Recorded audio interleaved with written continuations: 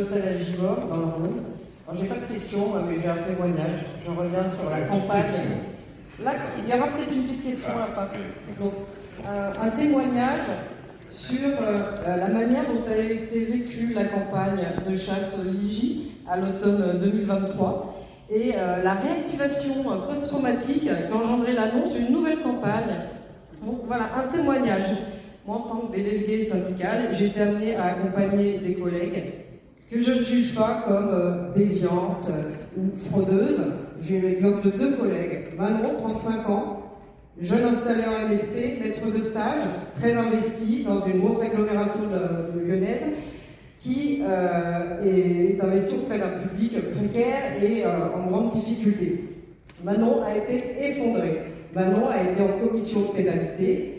Elle était en larmes devant une commission atterrée. La section sociale n'en revenait pas.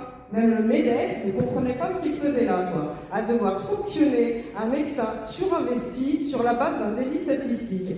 Ma propre associée à Givors, dans une zone la plus désertique de la métropole, avec une population très fragile et multimorbide, voilà, accusée, pareil, de délit statistique, sans possibilité de s'expliquer sur les dossiers, en larmes devant la commission. Est-ce qu'on doit subir ça dans le cadre de son travail? Est-ce qu'on doit se retrouver en larmes devant une section sociale?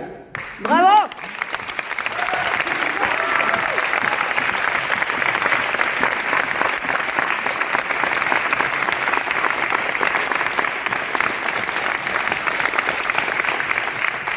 Je continue. Sur ces 13 convoqués en commission de pénalité, de MSAP, 6 ont finalement été soumis à cette MSAP et 3, à l'heure actuelle, ont changé d'orientation ou ont cessé leur activité. Donc les 25% de BSDJ sont retrouvés là peut-être. Quoi qu'il en soit, donc deux jeunes se sont désinstallés et ont maintenant une pratique en centre de soins non programmés. Fantastique. Et un est parti en retraite de manière anticipée alors qu'il aurait pu travailler dans, pareil, un quartier déserté encore quelques années. Suite à ça, on a soumis un questionnaire sur le vécu et l'impact psychosocial de ce passage en commission à ces 13 ciblés. Voilà. Terme d'ailleurs qu'on essaye de ne plus faire utiliser dans la caisse. Parce que les mots ont un sens, ciblé, ça n'est pas possible.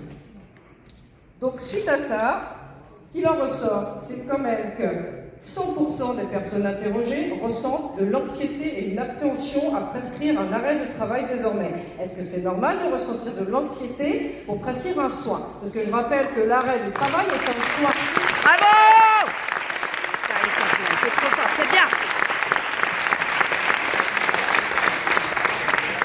Malgré cela, 80% d'entre eux ont répondu qu'ils ne changeraient pas leur pratique, qu'ils continuent à accepter des patients complexes et fragiles, même si, effectivement, ce type de population est pourvoyeur de beaucoup d'arrêts de travail, ils ne changeront pas.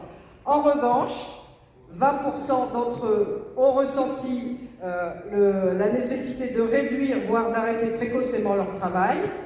60% d'entre eux ont ressenti des symptômes de burn-out, voire des idées suicidaires, et plusieurs d'entre eux ont nécessité un suivi psychologique renforcé par la suite. Bravo! J'ai donc une question pour terminer.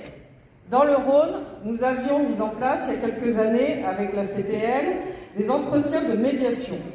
Ces entretiens ont été supprimés quelques mois avant l'automne 2023 afin d'harmoniser les pratiques nationales. Ces entretiens étaient vraiment confraternels et bienveillants. Il y avait un membre de la CPL qui accompagnait un confrère jugé trop prescripteur d'IJ et en face un administratif de la caisse et un médecin conseil. Ça permettait de repérer des situations complexes, en général de confrères qui travaillent dans des zones très très complexes et difficiles, et ça permettait de repérer des burn-out, d'accompagner les collègues, de les pousser parfois vers des formations sur apprendre à dire non, ou simplement de les aider avec des petites astuces pour raccourcir les IJ. Bref, non seulement c'était efficace, mais surtout c'était bienveillant, et on était bien loin de cette violence, de cette violente campagne dont on a été les victimes. Voilà. Est-ce qu'on va encore continuer à frapper sur une profession surinvestie et déjà aux abois? Merci.